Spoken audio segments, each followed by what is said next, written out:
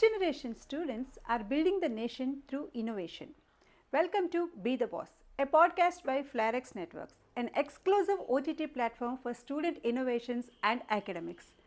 Let us directly listen to the students who built a secure communication system for defense.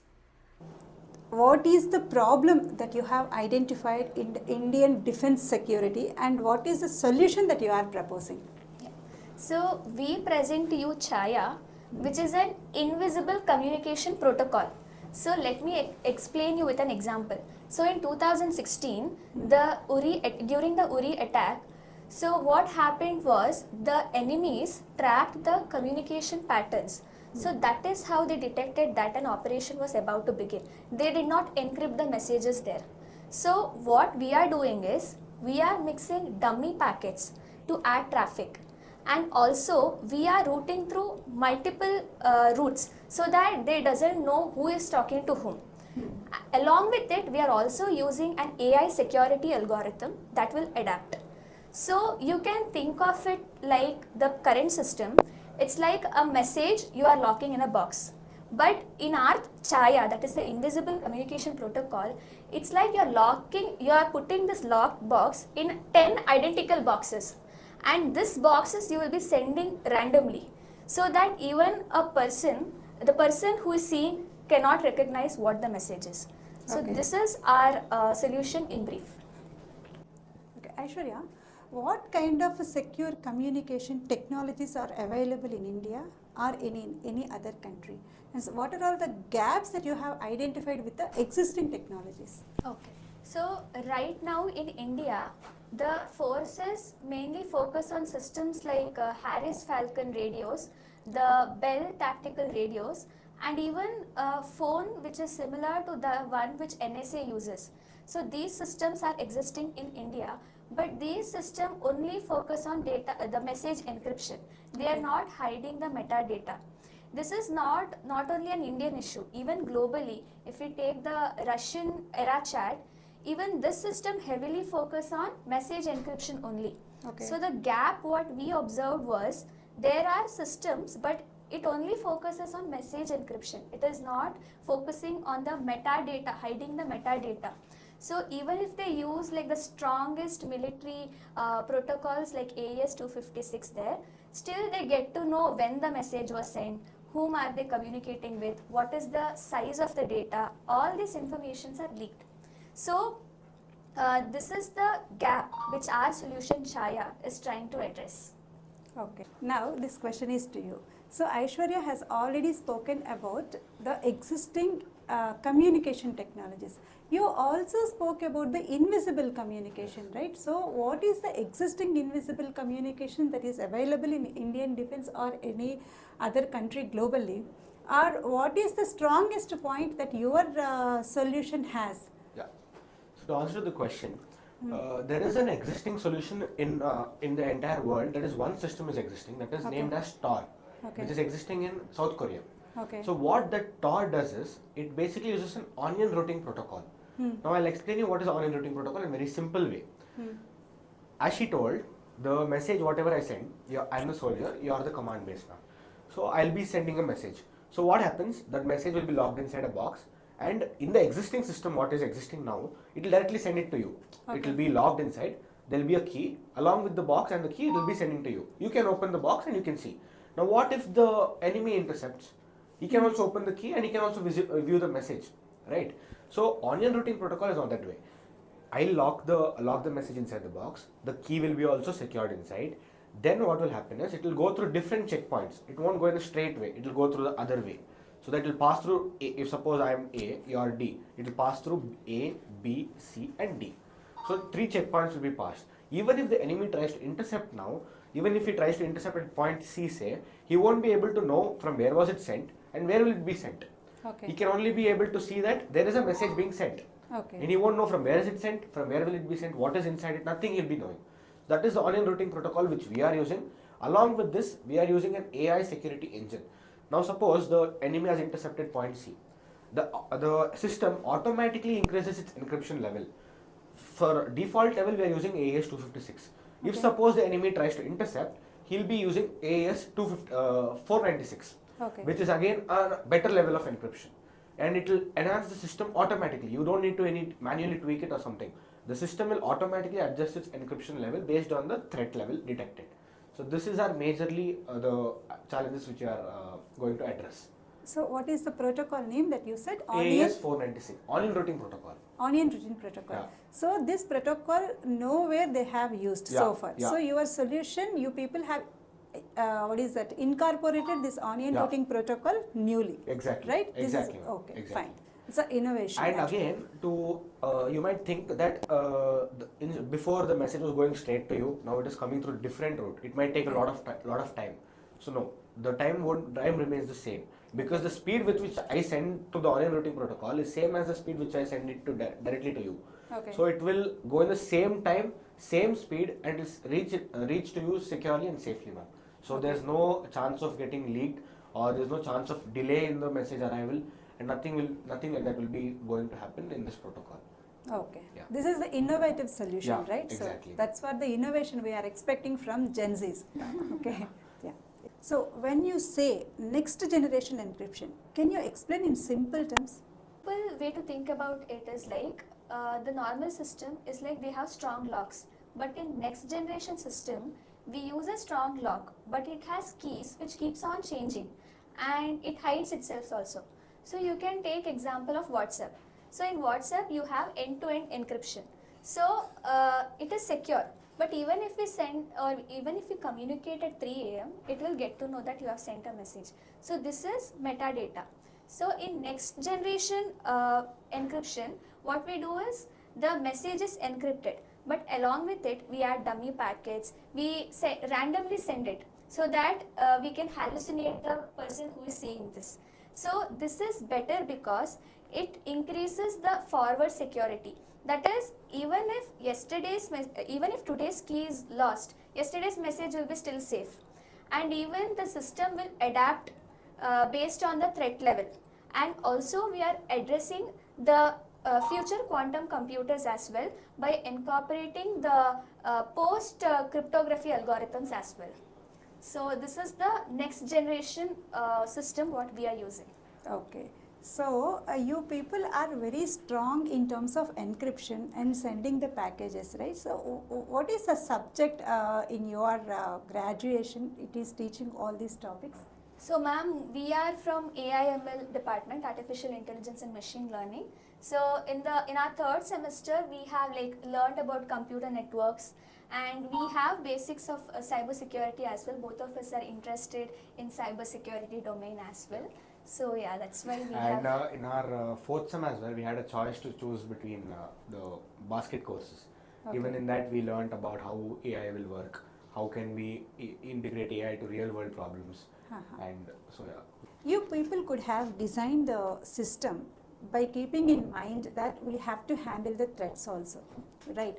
What kind of threats that you can handle, like hacking or data leaks? So what kind of threats that you can handle, your system is designed to handle? Yeah, designing the system, we have addressed 4 threats. So one is the passive interception. Suppose if someone is recording our network, the traffic across the network. So what our defense does is, the message is completely encrypted, and the real message is exactly similar to the dummy traffic which is created, so that the person will get confused. The second one is the traffic analysis. So what happens there is, if a attacker he does not decrypt the message, he will try to analyze the pattern in the communication. So to counter him, we are adding dummy packets and we are sending it in random time intervals. So there is not we'll send it after 5 seconds. It is not at all like that. We are randomly sending it, and in varied packet size. The third one which we try to address is the active attack, like the man in middle or even the replay mechanism. So we are countering this by using cryptographic authentication. Okay. And along with it we have used a nonce replay protection protocol as well. And finally, the device capture, that is, if at all our device is in an enemy's hand, So in that case as well, the key will be securely trapped in the hardware, and the session key will be expired, and we also have a feature of auto wipe. So nothing will happen to the data. There will be no leakage. And honestly speaking, we have certain limitations. Like we can't address the physical compromise while the system is actively running, and the hardware side attacks, we can't address those issues. Even the post quantum computers as well. But for that, we have already decided to include a post cryptographic algorithm. So we are not claiming the system to be unbreakable, because no system is 100% perfect. But what we are trying to do is, we will make it expensive and very difficult for the attackers to see the data leakage. So that is our threats addressed. Okay, okay. So you are highly knowledgeable in data security, which I could see, because you people are still kids, college going kids. Yeah. Okay, so wonderful idea and implementation too. Thank you. In defense, failure is not an option, Correct. right? Absolutely zero tolerance. Correct. So in this situation, how you will ensure the credibility, accountability? So it's the question which you asked, ma'am. If the app fails in the soldier's hand, the operation is finished or the soldier is out of control. He cannot do anything on the battlefield without the communication. So to address this, we have 4 parameters. One is offline fallback. If the connection is lost, the messages will be stored in offline mode into the device, and whenever the connection restores, it will be sent securely to the command base. Second one is mesh networking. If suppose the routing protocol which I told, onion routing, if suppose that protocol fails, then it will set back to the default protocol that is going directly to the command base, so that it will address the redundancy issues. Then comes the networking issues. Networking issues as in, if suppose the communication is using 4G or 5G, or if it is using satellite communication, if suppose satellite communication fails, then it will fall back to the local satellite communication that is being used. Suppose in that area 5G is being used, it will transfer to 5G and it will securely deliver the message. That is one uniqueness which we have developed. Another one, the majorly important one, is device capture. What if the soldier gets shot on his heart or something? He lies down on the battleground. The device is still on the field. So if suppose the enemy comes, he'll hold the device. He'll try to know what is the device actually. So when we'll make the device in such a way that if suppose some other person comes and holds the device itself, the device should detect that it has been in the hand of some other person. It is not authenticated properly, and it will send back the message to the command base telling that it has been hacked by some other person. Please check once on that. It will basically tell that. And along with that, the device which you are providing to the soldier, it will have 3 modes. One is critical mode, one is the decryption mode, and one is the emergency mode. The device will have 3 buttons: red, yellow, and green. Green is basically the critical message which he has to send, the normal messages used for the normal communication protocol. The decryption message, if he wants to send an immediate message, as I told, the 2611 Mumbai attack, the back force was required immediately. There was no other option, because there were only 2 policemen left inside the hotel, and there was constant backfiring done. So in that situation, you can't wait for the critical message to send and then the command base to react. So what happens in decryption mode is, you will send the message, it will go directly to the command base without any encryption, nothing. It will directly go there. The command base will hear.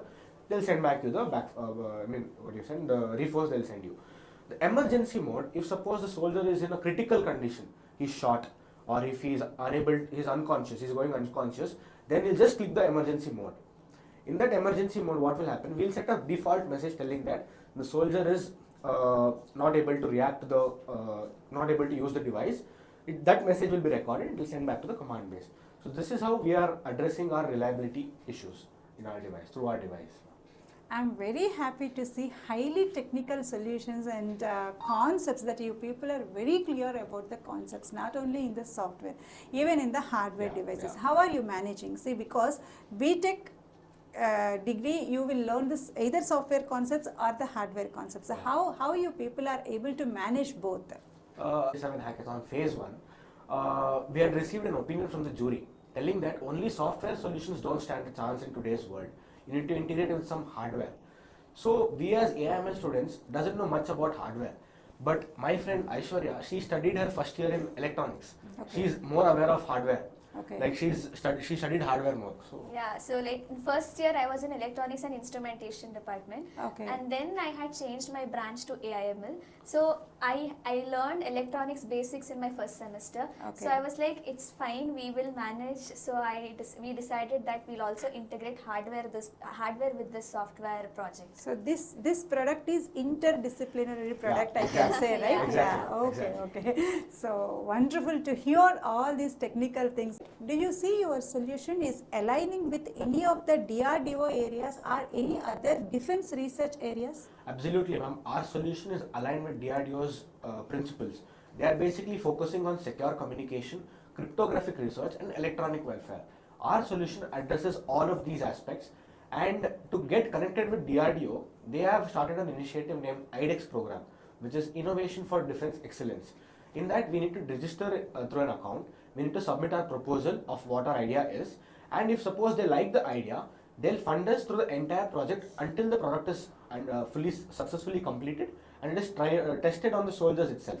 So that is the main thing which we have identified to reach out to the DRDO, and yes, it will align with the DRDO's principle. Okay, Mohit, defense technologies need lot of testing, and also the trust. So how do you ensure that? So ma'am, as I rightly mentioned about DRDO, they basically take in the projects after conducting 5 phases. First phase, they see the working prototype of what our idea is and they see what our implementation is. If they like the idea, they send it to field trials, local field trials, where they test it with 50 to 70 soldiers on field and they provide their feedback. That is also done, they'll take it to certification.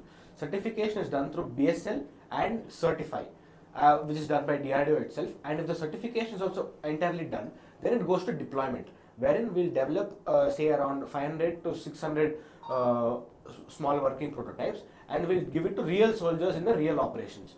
So once that is done, and if the soldiers are fully satisfied with our product, then we'll scale it to entire production, wherein we'll start actually producing the products. So this is how the entire production pipeline actually stands in today's generation with DRDO. Okay, nice to hear. Yeah. FlairX Networks is an exclusive OTT platform for the student innovations.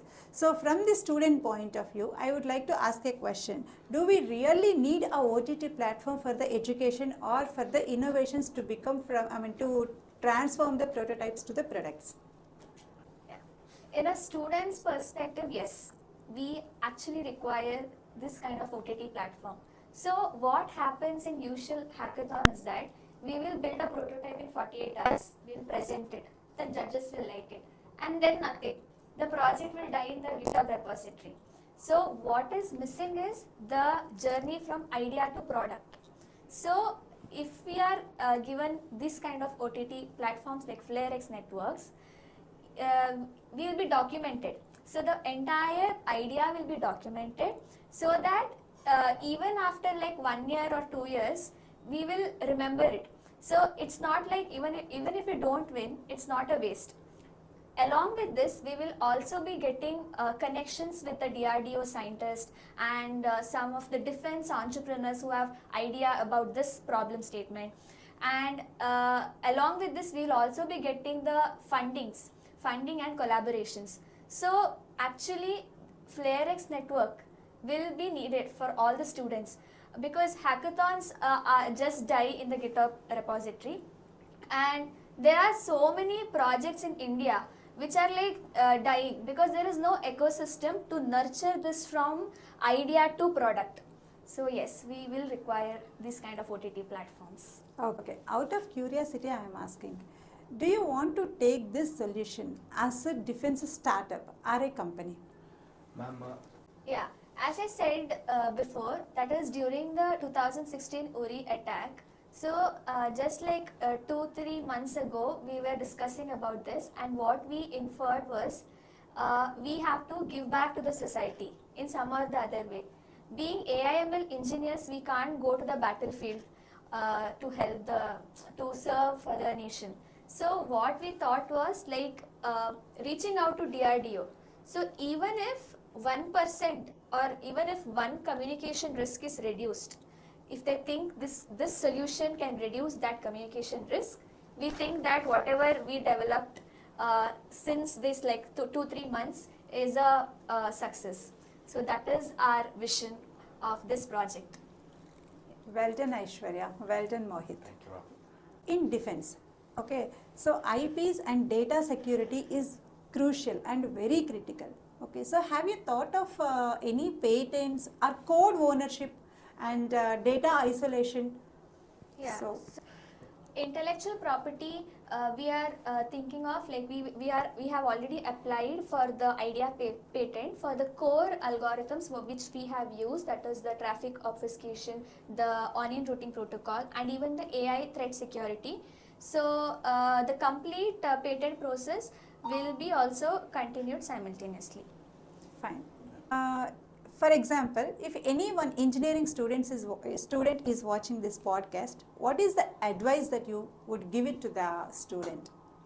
If we want India to be self-reliant and vision for 2047 as the hackathon name suggests, so that is actually 22 years from now. So after 22 years, the people who are currently working in defense, they would retire. So who will build the solution for India? That is us. Obviously the students who are watching the podcast today. So as he said, we must not stop our hackathon or ideas in a prototype state. We have to continue and we have to try to make it a product. And along with it, we in the defense perspectives, speaking about the defense perspective, we have to like, if a person he gets a good company job, it will be celebrated. But at the same time, when we are building a technology which can help 1.4 billion people living in India, that is also no less. Yeah. So according to both of us, Vision 2047 is not just a slogan. It's actually a countdown that we have 22 years left. We can have build to something for start the nation. building and give back to the Nation. nation. So That's really great thought. Okay, so Vision 2047, which is the Atmanirbhar Bharat, even that is the vision of government of India also. So yeah, as per you, countdown started. Next 22 years, the country will be in Gen Z's hand. Yeah, exactly. So it's up to you how you will take the country forward. Forward. Yeah. yes, ma'am. Jai Hind. Jai